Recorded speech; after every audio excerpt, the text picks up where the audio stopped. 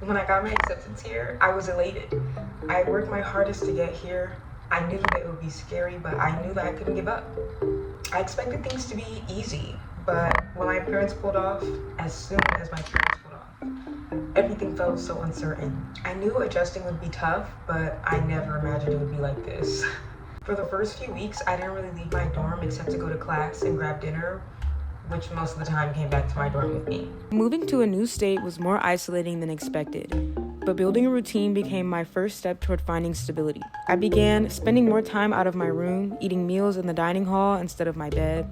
I went to the gym most days after class and spent time in the library to get assignments done. Small things, but they really made a difference. Once I realized campus wasn't as intimidating as I thought, life here began to feel easier.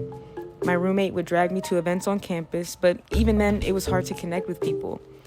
And after a while, I started to feel like an outcast. My parents saw and heard me cry my eyes out over the phone more times than I could count. It was deeper than just feeling alone.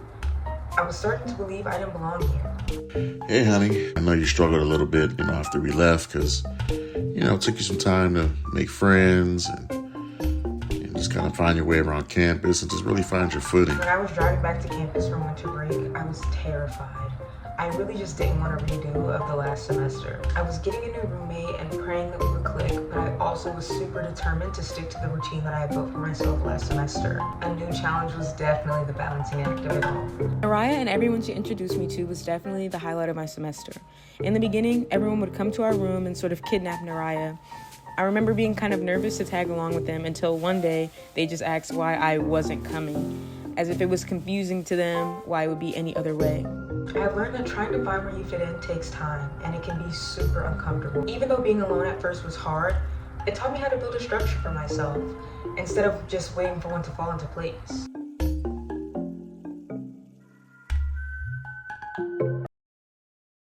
Good night.